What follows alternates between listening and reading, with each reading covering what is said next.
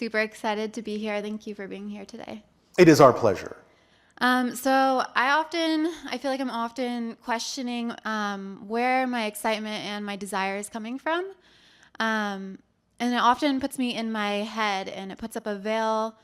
It puts up a block from being fully here now. And All right, well then I have a suggestion for you. yeah.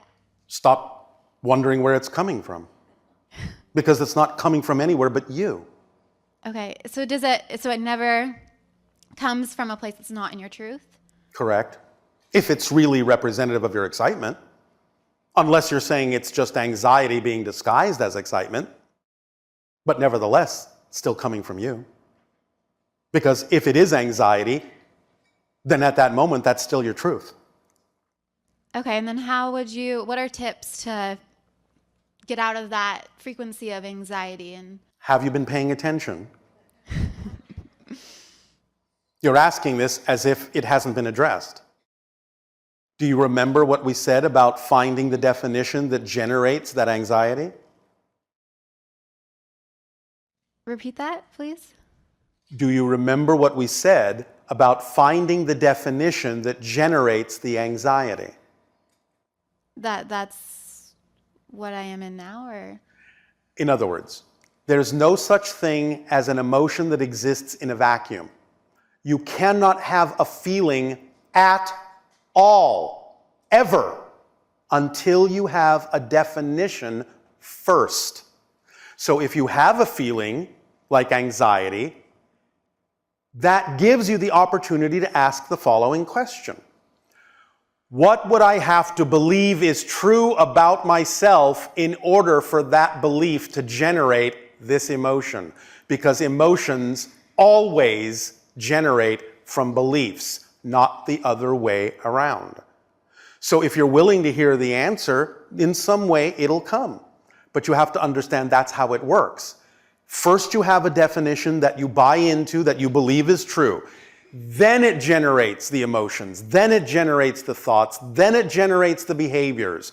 So any behavior you don't prefer, any thought you don't prefer, any emotion you don't prefer, you can always ask the question, well, let me explore. What would I have to believe is true about myself in this situation in order to generate this feeling, these thoughts, this behavior?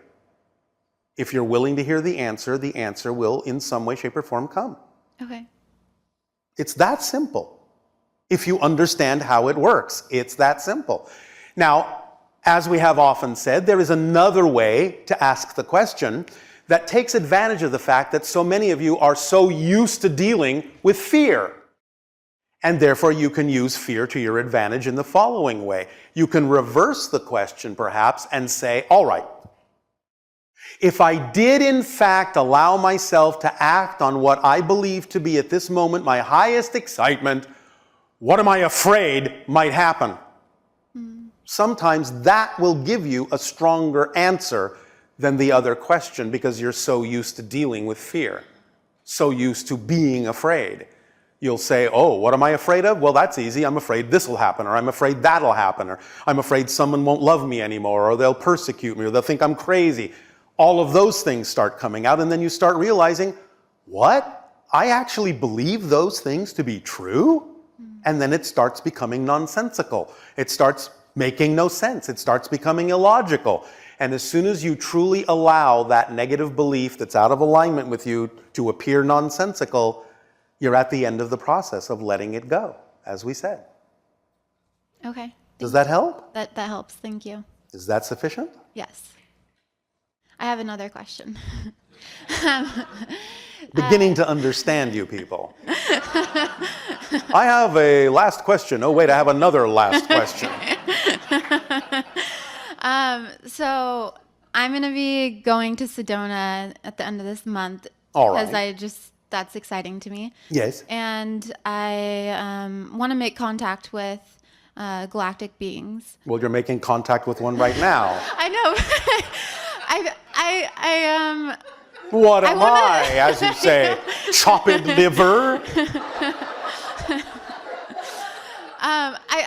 Not galactic enough for you?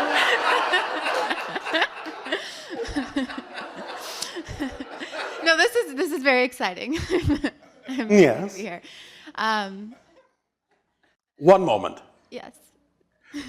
We picked up on a thought somewhere out there.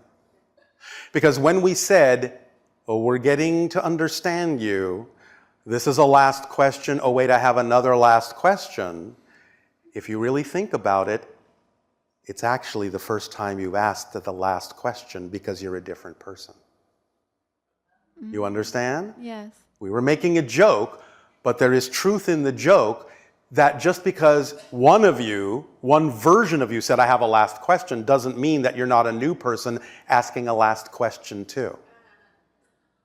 Oh, wow. Just so you have a bigger picture of this idea. Not so linear. Anyway, back to insulting your galactic friends.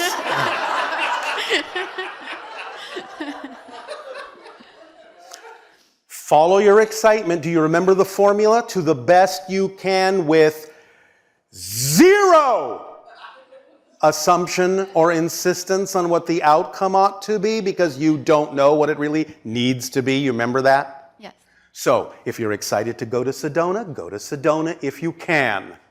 And if you do wind up there, just be there and follow your excitement the best you can. Drop any insistence on what you think is supposed to happen and allow what needs to happen to happen. That's what's going to serve you best because your physical mind doesn't know what would actually be best for you to have happen. Are you willing to do that? Yes. Then just do that and see what happens. You may actually be surprised that whatever does happen actually does in fact serve you better than the thing you thought needed to happen. Okay. Whether in the short or long term. And again, please remember, we are communicating with you right now, but this is the way in which we need to communicate with all of you, most of you, right now. This is a step toward the idea of open contact. Awesome. Yes? Yes. Thank you so much. You are so welcome.